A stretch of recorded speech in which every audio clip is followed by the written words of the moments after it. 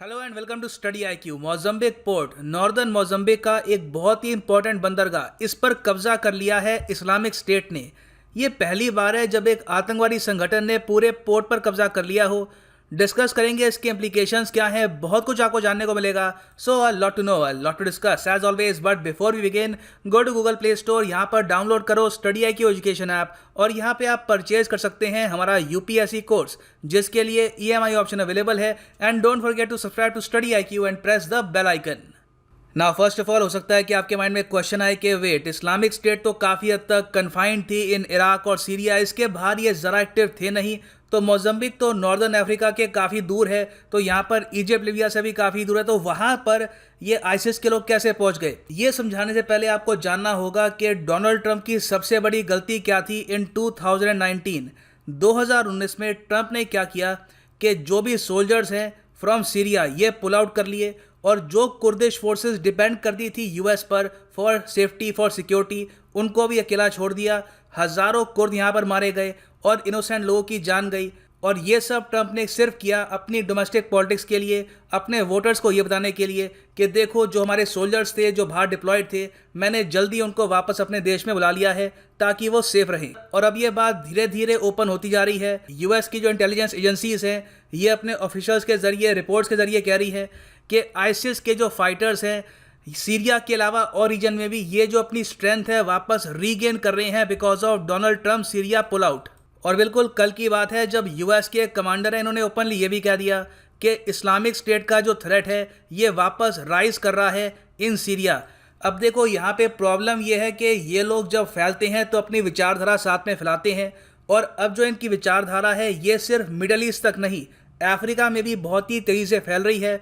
Africa में भी जो भी इनसे जुड़े हुए ग्रुप्स हैं उनको ये फंडिंग प्रोवाइड कर रहे हैं, इनको ये वेपन्स, ट्रेनिंग, लड़ने के मेथड ये सब सिखा रहे हैं। तो आपको जान के हैरानी होगी कि आज के समय अफ्रीकन कॉन्टिनेंट में आईसिस रिलेटेड बहुत से ग्रुप्स बन चुके हैं जिनके इनिशियल्स इस्लामिक स्टेट हैं, मगर बाद में उस रीजन पे वो फोकस करते हैं। फॉर एग्जांपल यहाँ पे आप देखोगे नाइजीरिया और चैड के बीच में यहाँ पे कुछ एरिया मैंने मार्क कर रखा है और यहाँ पे लिखा है ISWAP अटैक्स। नाउ जो ISWAP है इनका ऑफिशियल नाम है Islamic state west African province, मगर इसको एक और नाम से भी जाना जाता है और ये है बोको हराम।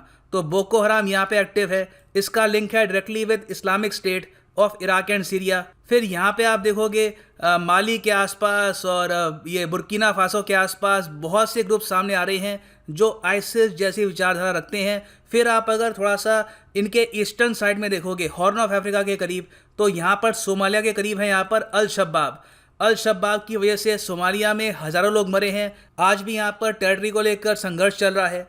फिर आप अगर जाओगे थोड़ा सा साउथ में तो यहाँ पे आपको दिखेगा मोज़म्बिक, ये है मोज़म्बिक, यहाँ पे ये है मेडागास्कर। मोज़म्बिक का जो नॉर्दर्न पार्ट है वहाँ पर भी आपको आइसिस का एक ग्रुप मिलेगा, इसका नाम है ISCAP, Islamic state central African province. Now जो ये ग्रुप्स फैल रहे हैं इसके पीछे एक रीज़न भी है। पहली बात तो आपको जानना होगा कि अफ्रीका के जो डेमोग्राफिक्स हैं ये क्या है। पूरा जो अफ्रीकन कॉन्टिनेंट है इसकी आबादी रफली 122 करोड़ के आसपास है। जी हाँ, पूरा अफ्रीकन कॉन्टिनेंट आबादी के हिसाब से इंडिया से भी छोटा है। तो जो ये 122 करोड़ की आबादी है इसमें से 41% है मुस्लिम कंट्रीज़ की। यहाँ पे आप देख पाएंगे ये वर्ल्ड मैप है, यहाँ पे आपको जो डार्कर कंट्रीज़ दिख रही हैं जो ज़्यादा ग्रीन है, तो मतलब कि वहाँ पे इस्लामिक पॉपुलेशन ज़्यादा है। तो यहाँ पे आप नोटिस करोगे पूरा जो नॉर्दर्न अफ्रीका है यहाँ पे आपको 80 to 90% इस्लामिक पॉपुलेशन वाले कंट्रीज़ मिलेंगे। फिर मोज़म्बिक जैसे देश भी हैं जहाँ पर 20% के आसपास जो आबादी है ये इस्लाम फेथ को फॉलो करती है। तो देखो इतनी बड़ी आबादी है, बहुत से देश हैं जहाँ पर गरीबी है, लोग डेस्परेट हैं, काफ़ी भटके हुए नौजवान भी यहाँ पे आ जाते हैं।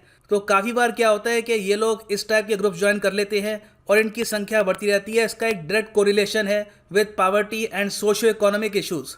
तो अब रिसेंटली पहली बार हमने देखा है कि मोज़म्बिक की जो सिक्योरिटी फोर्सेस हैं इन्होंने एक बहुत ही लॉन्ग बैटल में अपना एक पोर्ट खो दिया।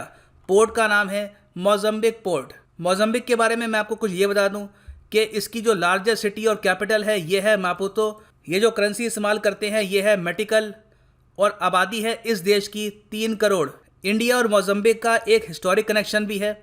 दोनों कंट्रीज़ को यूरोपियंस ने खोजा था थ्रू वास्को डा गामा। ठीक है, ये एक इंटरेस्टिंग फैक्ट है। Both India and Mozambique were discovered by Vasco डा गामा। और मोज़म्बिक के पास में एक बहुत ही इंपॉर्टेंट सी रूट है। यहाँ पे आप देखोगे मेडागास्कर और मोज़म्बिक के बीच में यहाँ पर एक वाटर बॉडी है, इसको हम कहते हैं मोज़म्बिक चैनल। यहाँ पे आप देखोगे this is the Mozambique channel, और मोज़म्बिक चैनल में यहाँ पर एक बहुत ही important UNESCO world heritage site भी है, इसका नाम है आइलैंड ऑफ मोज़म्बिक। तो अभी के लिए जो आईसिस के आतंकवादी हैं, इन्होंने ये एरिया कैप्चर कर लिया, और कैप्चर करने का जो तरीका है वो भी काफ़ी फैसिनेटिंग है। इन्होंने पहले क्या किया कि अपना प्रोपेगेंडा यहाँ पे फैलाया। जो यहाँ पर बहुत ही ज़्यादा गरीब जनता है, जिनको कभी नौकरियाँ मिलती नहीं है, उनको अपनी तरफ कर लिया, और फिर इनको ये वादा किया कि इस एरिया को तोड़कर ये एक इस्लामिक कंट्री बना देंगे। तो कई हज़ारों लोग यहाँ पर ग्रुप में ज्वाइन कर गए, और अचानक से इन्होंने अटैक कर दिया मोज़म्बिक की डिफेंस फोर्सेस पर। जो इनकी डिफेंस फोर्सेस हैं, इन्होंने सरेंडर कर लिया, और यहाँ का जो पूरा पोर्ट है ये इस्लामिक स्टेट ने कैप्चर कर लिया। अब यहाँ पे इशू ये है कि इस पोर्ट के पास एक बहुत ही इंपॉर्टेंट नेचुरल गैस की फील्ड है, जिसकी वैल्यू एस्टिमेट की जाती है अराउंड $60 बिलियन। और मोज़म्बिक एक्चुअली काफ़ी लंबे समय से ये कोशिश कर रहा था कि इस पोर्ट के आसपास ये डेवलपमेंट करेंगे, और यहाँ पे पैसे खर्च के इस पूरे एरिया को ये यूज़ करेंगे as a very important transit hub, और जो अपनी नेचुरल गैस है ये बाकी कंट्रीज़ को बेचेंगे भी। इवन इंडिया को भी यहाँ पर बेचने की बात चल रही थी। अब ये जो सारा प्रोजेक्ट है फॉर द टाइम बिंग तो लग रहा है कि आगे बढ़ नहीं पाएगा। अब मोज़म्बिक के साथ जो अचानक से ये हुआ है, ये देखकर मोज़म्बिक के जो आसपास के देश है, प्राइमरली साउथ अफ्रीका, ये काफ़ी हद तक चिंतित है कि हमारे साथ ऐसा ना हो जाए। अभी के लिए साउथ अफ्रीका ने ये कहा है कि हम अपनी मिलिट्री भेजने को तैयार हैं, कुछ अटैक हेलीकॉप्टर्स हम भेज सकते हैं, और आपका जो ये एरिया है फ्री करा सकते हैं। मोज़म्बिक की सरकार ने अभी निर्णय लिया नहीं है कि यहाँ पे करना क्या है। हो सकता है कि यहाँ पर ये यूएस, साउथ अफ्रीका, ऑस्ट्रेलिया या फिर इवन इंडिया की भी हेल्प लें, और जो यहाँ पे बंदरगाह कैप्चर कर रखा है इसको छुड़वाने की कोशिश करें। अब प्रॉब्लम यहाँ पर यह है कि छुड़वाना काफ़ी मुश्किल काम होगा। ये भी पॉसिबिलिटी है कि अगर ये बंदरगाह आईसिस के हाथ से निकल रहा हो तो जाने से पहले इसको ये डिस्ट्रॉय भी कर सकते हैं, यहाँ पर बॉम्ब ब्लास्ट भी कर सकते हैं। सो इनको काफ़ी पेशेंस के साथ, काफ़ी धैर्य के साथ और स्ट्रेटेजिक थिंकिंग के साथ सोचना होगा कि ये अपना बंदरगाह वापस कैसे लेंगे। मगर जो ये अटैक है, इसने अपने आप में एक नया स्टैंडर्ड सेट कर दिया है फॉर टेररिज्म, और इन द फ्यूचर हो सकता है कि अफ्रीका के और भी देशों में या तो एयरपोर्ट या फिर इनके जो पोर्ट हैं इसी तरीके से कैप्चर होते हुए दिखे, क्योंकि यहाँ पर रेडिकलाइजेशन बहुत ही तेज़ी से फैल रही है। So this is right now the end of the video. Thanks for listening and as always God bless you all.